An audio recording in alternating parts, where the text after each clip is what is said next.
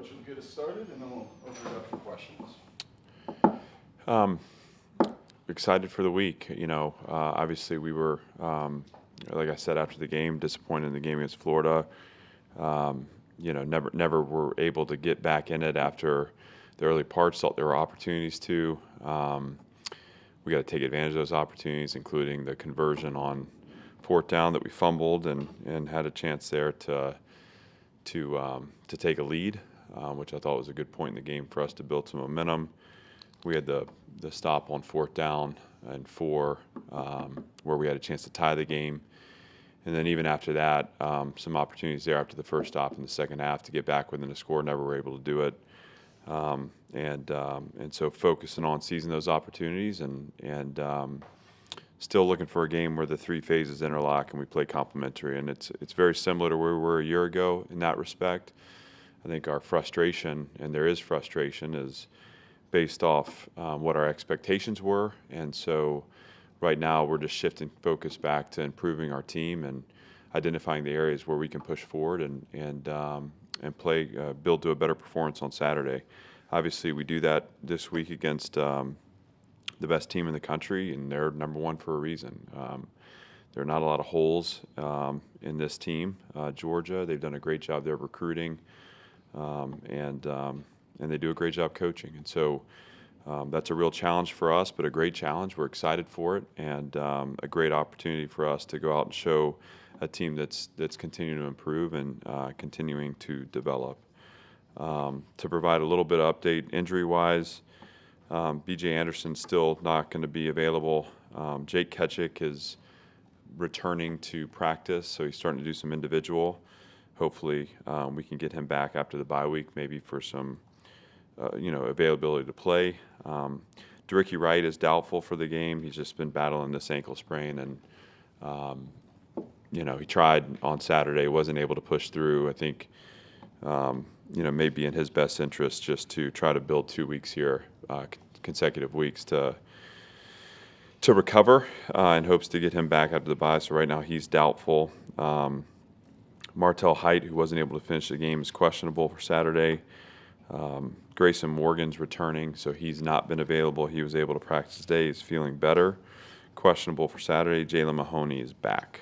So I don't know if there's any others to ask about, but that's where we are. Happy to open up for questions.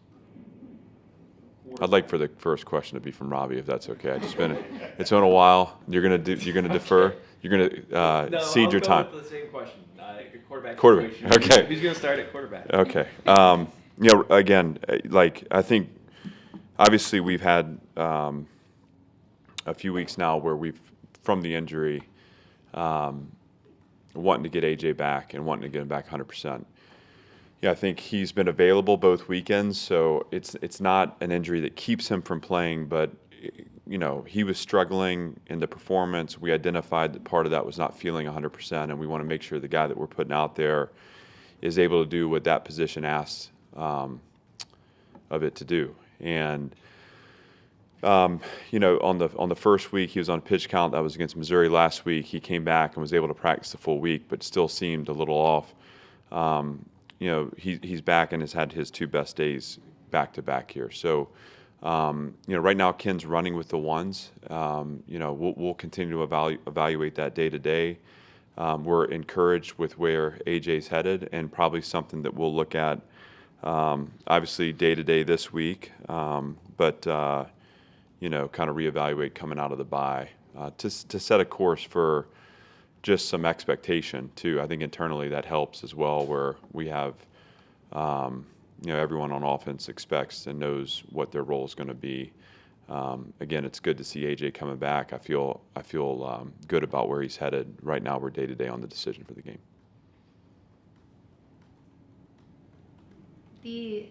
It felt like, on Saturday, the run defense struggled more than usual. What was that, and what are you doing to kind of rectify that? We're chasing the game down. We're chasing the play down. And I think that starts in how we teach and how we learn and how we train. And I don't want to, you know, we have to, particularly with playing, you know, freshmen and sophomores, which is what we're doing. Obviously, Ethan Barr's experience, but I'm talking second level play in the box, which is where, you know, to me, and maybe I'm biased because that's where I kind of cut my teeth, but that's where we have to perform within structure to down the ball. Too many times we're losing our eyes off our key. Too many times we're not right early in the down. And so what happens when you're not right early in the down, you lose leverage on the gap that you're supposed to play. You get heavy or thick down the offensive lineman that you should be playing half a man on and playing with leverage into a window. And as soon as we get, you know, thick down the offensive line, we're getting swallowed up. And that's where you're seeing a lot of push, and that's where you're seeing spaces open up. And I don't want to get too far into the weeds because I don't think that's helpful to anybody, and I tend to do that sometimes. But in the end, we have to start the down better, our eyes in the right place. And if we do that, we can get to our technique faster than the opponent. When we are chasing the play down, we get behind gaps, we get heavy on linemen, we get blocked. And when we're blocked, it's not a good sight to see. A couple of the runs hit on pressures. This has been an issue this season. You know, we had a couple on pressures against UNLV, and when that happens, again, when you start to blitz, it's great that you can create, reset the line of scrimmage and maybe create negative yardage plays in the backfield, excuse me. But you know, when you don't have, if it's a 6-man rush, if you don't have 6 people playing their technique, what happens is you've just sent your second level defense. And if one of those front 4 guys gets popped out of a gap, again, they're able to create lanes and create leverage. And so I see it as a combination of those two things, you know, tightening our eyes down pre-snap, anticipating and being good early in the snap, post-snap, so that we can get to our technique faster than the opponent, play on edges, and play within structure. When we blitz, every person in that front, every person that's rushing needs to own their responsibility, own their window, and stay in it. And when we do those things, we tend to have success against the run. When we don't, again, that's when we get issues like showed up on Saturday, which is really frustrating to us. You know, just following up on something I asked on Saturday, you mentioned that when it comes to 4th downs that you use analytics, but that you always make that final decision in the game. So when it comes to those analytics, you know, how do you work that? How do those factor into the decision, and like what do you use versus just your perception of the game? Yeah, so a lot of times they're basing their, when I say the analytics company that does our book, they base their decisions based off what they feel like the matchup is. I mean, it goes everything down to the weather, okay? So, you know, how good your field goal kicker is, whatever they rate those things out as, how they make those decisions. They tend to be hyper aggressive. You know, to them, it's almost like sometimes it feels like it's looking for a reason to punt or to kick rather than, you know, the default is to go. So there may be, and I'm going to go a little nuanced here, Arya, because you asked, and so just know what you're delving into. There may be a situation. Let's say the book says that 4th and 6 is a go, and let's say we're at 4th and 4, and let's say our defense is playing really well in the game, in the flow of the game, and we feel like we can punt and pin them and get the ball back. I might say to Joe, get me to 1. This would be on 3rd down. You know, we're trying to sequence plays. Get me to 1 or get me to 2, and it's a go. Otherwise, in my mind, we're punting. Even though the book tells me that, you know, it's 6, it's a go, and we're at 4, I'm playing off kind of what I feel like how the game flow's going. And it may also be something when you're, to me, behind. You know, the game book in the first half even is going to be aggressive. In those situations too, it's like, you know, I'd rather not give their offense the field position. I'd rather force them to drive the field. And so those are situations where we may determine to punt rather than to go. The other thing would be just momentum on the play. So let's say it's 3rd and 8. and let's say, or let's for the purpose of the example, it's 3rd and 4 again, and 6 is a go, and we determine to run the ball because we're at a go, and so we're going to try to, maybe they sub out, and we want to try to get a run. You guys following me right now, or is this too much? Is this helpful? Okay. So it's 3rd and 4, 6 is a go, we're on the go mark, we run the ball, and they get a TFL. To me, negative yardage plays sometimes will pull you out of a go mode just because you don't have the momentum and you feel like the momentum in the drive is shifted. And those are times too where, you know, we have the option too, if it's a go and we want to freeze them and try to see what they're in and see if we like it. This is what we did on Saturday, where we completed the 4th down and then fumbled it. But those are kind of that's the balance of what I'm doing and what I'm calculating. And it's not just me. I mean, we're having conversations about it, but we always know what the book tells us because that's been set very very specifically for our game.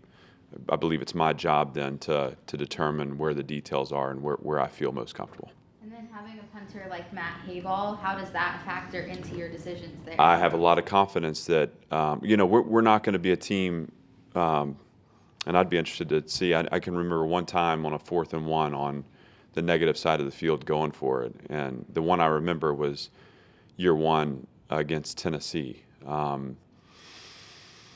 Most times those go decisions are going to approach midfield unless you're late in the game and it's kind of a gotta have it. We've had a couple of those. Those have been 4th and 4, and specifically against Missouri.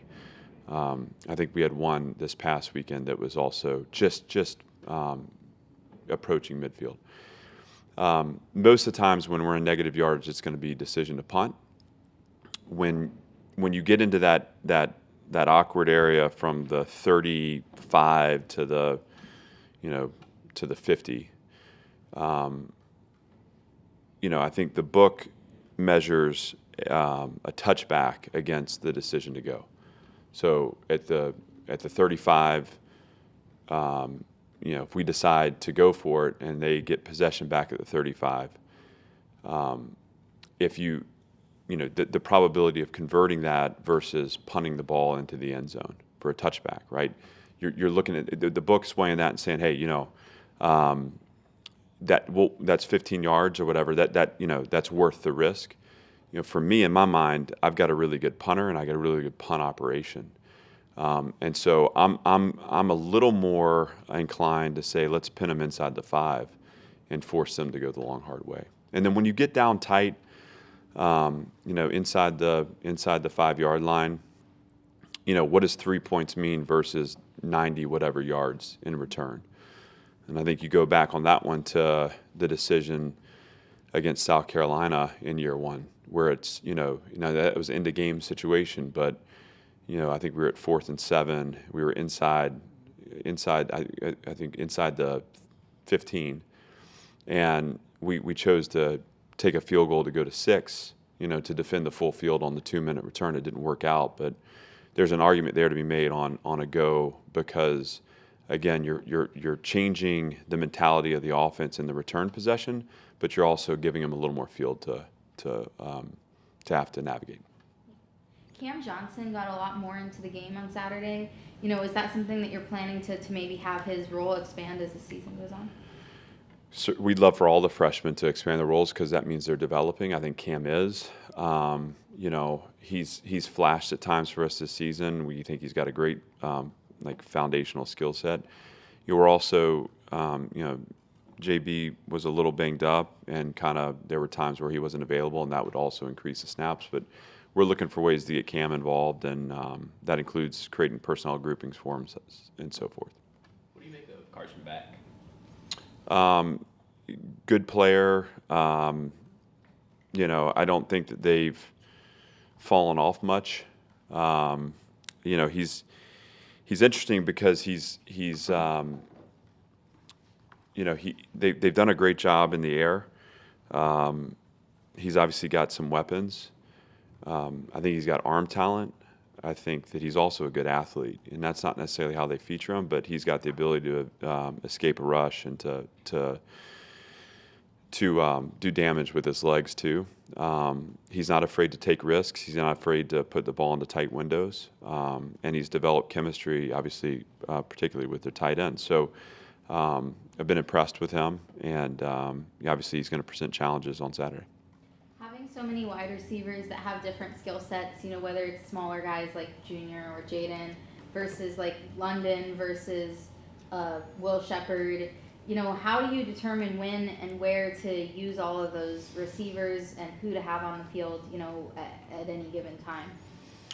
Well, you try to design around the skill sets. I think I've said this. I'd like to see Jaden McGowan get a little more involved in the passing game, just because I think he's shown flashes of explosive play. Obviously, he's great running the ball, and there's creative ways we can use him.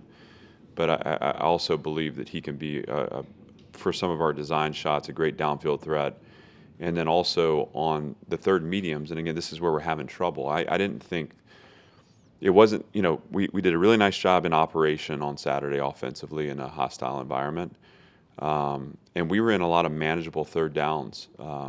And we have to do a better job in our design of creating space. There wasn't a lot of space on that field. So when you watch it, we're running covered. And I think Jaden can be a great asset to our offense. And if we can get him a matchup in space, he's got the ability to make somebody miss and to have catch and run potential too. And I think in down and distances where you're going to see man-to-man, that's an opportunity for us to use him as a weapon there.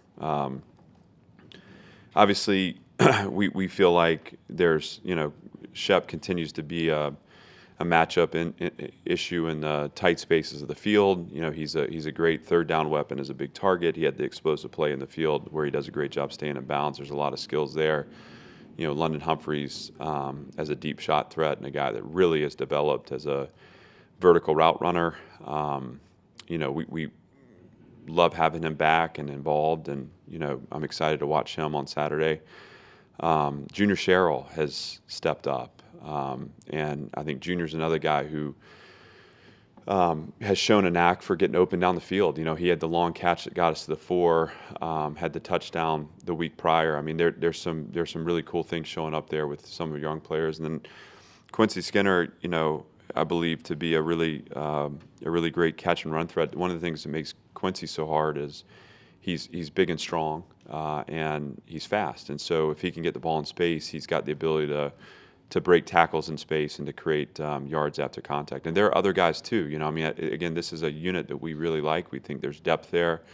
And like you point out, there's skill sets that we need to, in the design phase, do the best we can to position them for success. And we're I think, able to distribute the ball. And Ken's done a nice job, and obviously AJ can throw it too. But, if we can get first downs and extend drives, we're going to open up opportunities to be creative and get these guys the ball. What's happened to us is when we're 3 and out, 4 and out, and we're not in rhythm. I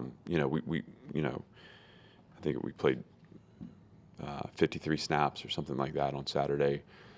That's not enough offense. And the more snaps we play, obviously, the more we can get those guys involved.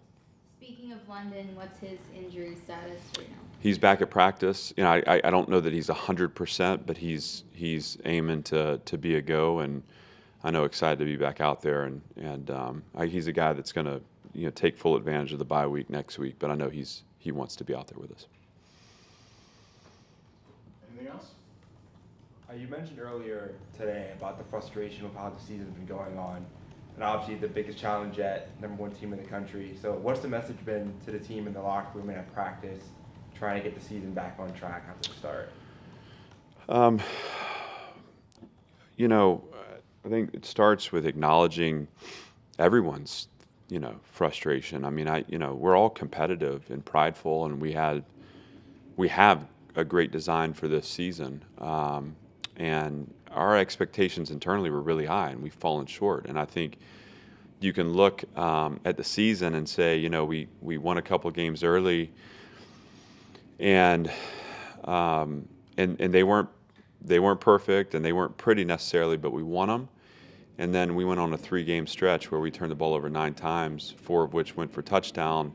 and we just got jarred out of any sense of rhythm.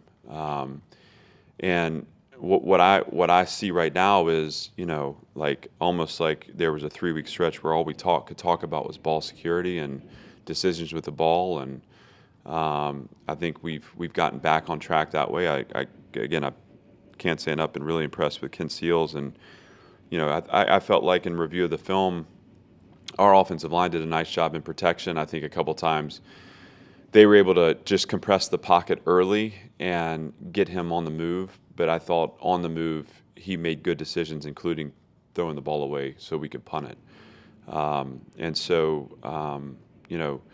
now as we've gotten through that stretch and we're starting to play with a little more identity and a little more consistency that way, we're trying to make up ground on some of those margins that when we started the season we said were razor thin. So that would be, again, conversion down operation.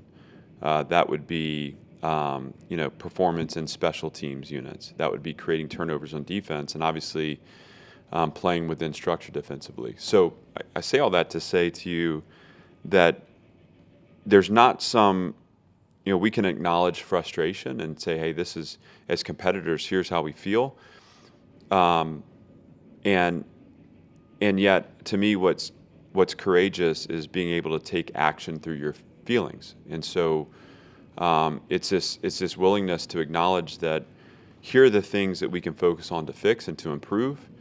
Can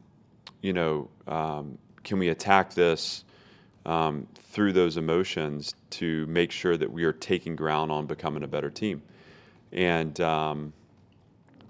that's pretty consistent to the message that they've been hearing now for 2.5 years. And I thought we had a really nice day today, and I saw a team that was out ready to compete, ready to find another level, ready to be better. And obviously the challenge this week against Georgia is real. I mean, they're a good team, but we've yet to play our best football, and I'd like to see us put together a week that allows us to do that on Saturday. Thanks, everybody. Thanks. Thank you.